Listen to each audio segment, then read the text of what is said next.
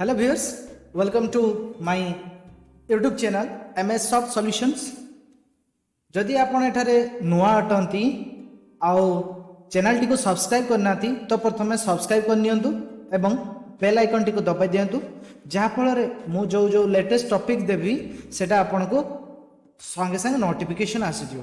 तो आज गोटे षष्ठ श्रेणी ओडियार जो वर्षा कविता अच्छी जहाँकि लिखिं भक्त कवि जगन्नाथ दास ता विषय आम आलोचना करिया। चलतु वीडियो स्टार्ट करिया।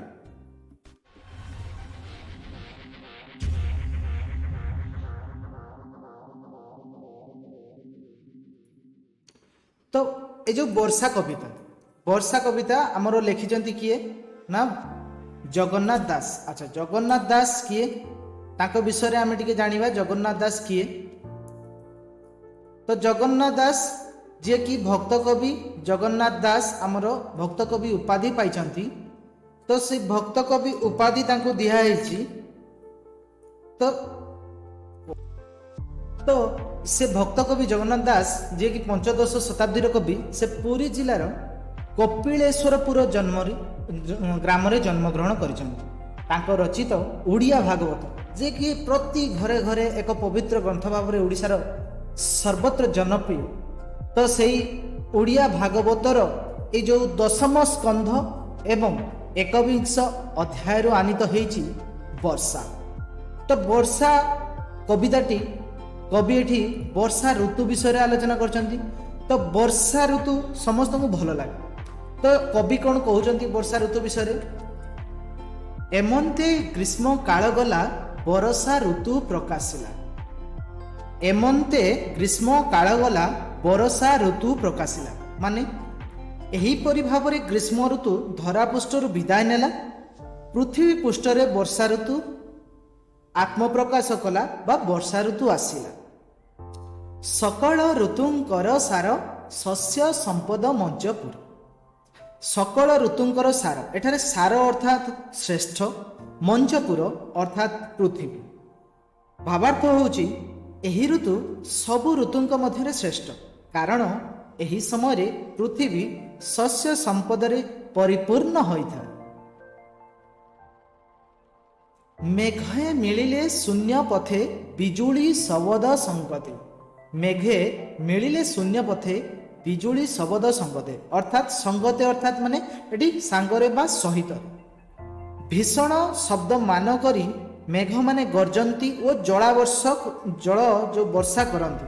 तो मेघे मिलिले शून्यपथे अर्थात आकाश पदरे सब मेघ माने मिलिकी गर्जंती और जल वर्षा करती। मही मुंडल दुख चाही जल छाड़िला तस ही। जो वर्षा ऋतु आसिया पूर्व जो प्रचंड ग्रीष्म उत्ताप थाए से ग्रीष्म उत्ताप मही सुखी जाए धरा सुखी जाए। तो दुख को सही न पारी जल महीमंडल दुख चाहे। तो जो महीमंडल अर्थात ये पृथ्वीर दुख देखी मेघमाला संतोष चित्तरे जलदान करुचंती बा चित्त जल छाड़िला तस होई अति संतोष रे जल बा बरसुचंती। घर सपदे मेघमाल गर्जिण बरसंती जल।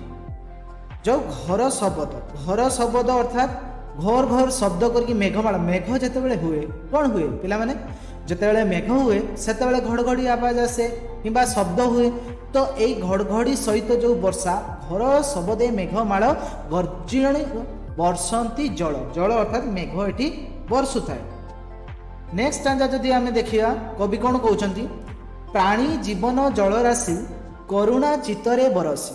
प्राणीर जीवन हेउची जल। प्राणीर जीवन जल कारण तुम जानी जल विहुने सृष्टिनाश जल बहुले सृष्टिनाश अर्थात जल बिना मनुष्य बंचिबा असंभव। तेणु प्राणीर जीवन हेउची जल। जल बिना केही भी बंची पारिबे नहीं। तेणु वर्षा कौन करुण हृदय रे जलदान करिथाय। पृथ्वी रवि तेज ग्रासे तापित थिला अष्ट मासे। पृथ्वी रवि तेज ग्रासे तापित थिला अष्ट मास। अच्छा, यार अर्थ कौन होची ना यह पूर्व पृथ्वी दीर्घ 8 मास धरी सूर्यंक किरण रे उत्तप्त होई रहितला। जो गरम दिन समस्ते जानते पिला माने गरम दिन जोड़ा 8 मास हुए आ वर्षा ऋतु 4 मास वर्षा ऋतुटा आमर बेसिकाली 4 मास हुए, तो सही 8 मास गरम हो सारा पर जो शीत ऋतु अच्छी आ वर्षा ऋतु यही दुटारे प्रायतः गरम लगे ना, ना सबुदिन गरम हुए। तो सही जो 8 मास धरी सूर्य किरण रे जो पृथ्वी उत्तप रही तो ताकू संतुष्ट करने लगी आज वर्षा होइछि। जल पाइला तस चिते तपस्वी जनकर मते, तपस्या फल जेन्हे पाई भुंजंती अति सुख होई। अर्थ होची भुंजंती अर्थ एटा भोग करिया। तो तपस्वी माने दीर्घ दिनर तपस्या परे जेपरी फल को भोग करती। तपस्वी जदि तुम जानिथिबो तपस्वी जो आमर ऋषिमुनि माने बहुत बहुत दिन धरी वर्ष वर्ष धरी से तपस्या करी तपस्या फल पाती। तो सही परी पृथ्वी आज दीर्घ 8 मास तपस्या करी तार फल पाई जे कि वर्षा होची। तो सही परी कौन होची ना दीर्घ दिन पर पृथ्वी जल को पाई आत्मसंतोष लाभ करिछि। खद्य तो कीट मिशा मुखे जगत आवरिले सुखे। खद्य तो माने कौन होची खद्य अर्थात जो जुलजुलिया पोक कह जाए बा बिजुली पोक आम कही साधारणतः तो जुलजुलिया पोक। तो खद्य तो कीट निशामुख, निशामुख अर्थात ये कौन निशा अर्थात राति, राति मुख रातिर मुह अर्थात ये संध्या को कहुच्छे। राति पूर्वर जो देखा जाए ताको संध्या आमर कह जाए।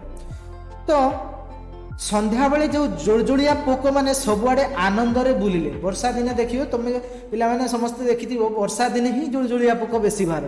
तो वर्षा दिन हेले से माने आनंद लाभ करती।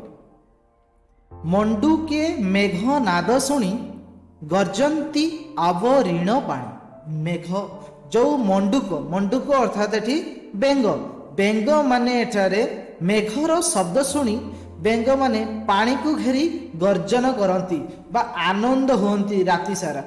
जदि तुम जानी जो मेघ हेले केमिति बेंग माने राति सारा के कटर बोगौथांती। अल्प अल्प नदीए पुरिले लहरी मते उछुलिले।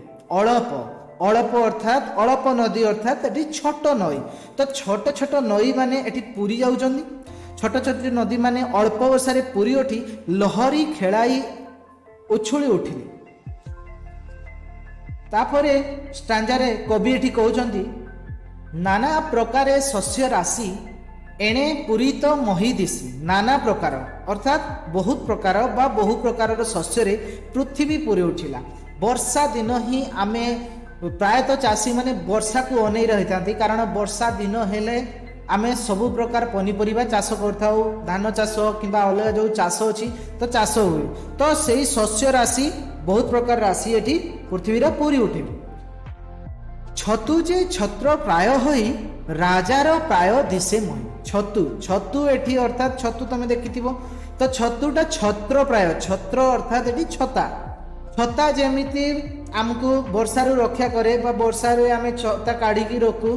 तो सही परी कौन हुए जो छतुटा आमर पृथ्वी पृष्ठ को ढांकी रहिला भलिया देखा जाए। तो ताहा गोटे स्वतंत्र राज पृथ्वी जेमिति राजार मुकुट परी ताकू देखा जाए। तो छतु छता परी दिसिला सते जेपरी पृथ्वी राजा परी देखाला। राजा कहीं पृथ्वी सहित तुलना कराई ना पृथ्वी उपरे जो छतुटा अच्छी जमी राजा मुंडरे मुकुटटी शोभा पाए सेमिति पृथ्वी उपरे जो छतुटी शोभा पाई से पृथ्वी को एठी राजा सहित तुलना कराई। मयूरे गिरी शिखे थाई नृत्य करती मेघे चाहे। मयूर मयूर गिरी शिखे, गिरी अर्थात पर्वत, शिख अर्थात शिखिर बा शिखर बा टप बा ऊपर पर्वतर सबुठु ऊपर पोजिशन। तो कौन ये कहते कवि मयूर माने पर्वतर शिखर रे मेघ को देखी नृत्य आरंभ कर देइचंती। तमे जानी मयूर केतेबेले नाचे, प्रायतः कला मेघ देखिले मयूर माने नाचंती। अतिथि देखी भक्त जने जेसने तस्व होंती मने। होंती अर्थात होंती। तो जेपरी अतिथि को देखी भक्तगण संतुष्ट होंती सेहीपरि मयूर माने वर्षा को देखी आनंदित हेबारे लागि जंती। तो एठारे ए जो कविंकर भावार्थ वर्षा ऋतु प्रायतः श्रेष्ठ ऋतु भाव कवि एठी कल्पना करचंती। वर्षा ऋतु रे जो प्रकारर आमर नाना प्रकारर फल पनीपरिबा इत्यादि चाष करा जाए सबुआड़े पुरिला पुरिला देखा जाए पृथ्वी शुष्क रु हसी उठे तो वर्षा ऋतु विषय एठी कवि ए सबु वर्णना करछंती। तो एठारे आमर जो वर्षा कविताटी समाप्त होईथि। तो आशा करे पिला माने तुमको वर्षा कविताटी बहुत सुंदर लागिथिबो। जदि ए कविताटी मु ठीक से पढ़ेई पारिछि बा भलो बुझेइछि तमे याकू लाइक करो शेयर करो एवं सब्सक्राइब करने को जमा भी भूलियो नहीं। ता साथे साथे कमेंट करने को पछेइबो नहीं कारण कमेंट माध्यम आमे प्रॉब्लम डिस्कशन करि परिया जहा कि तमे जदि चाहो यार मु अनुशीलनी बा जो प्रश्न उत्तर कार्यक्रम रही ताकू मु यूट्यूब चैनल माध्यम रे दिए तो तमे कमेंट बॉक्स मध्य जणई पारिबो। तो थैंक यू।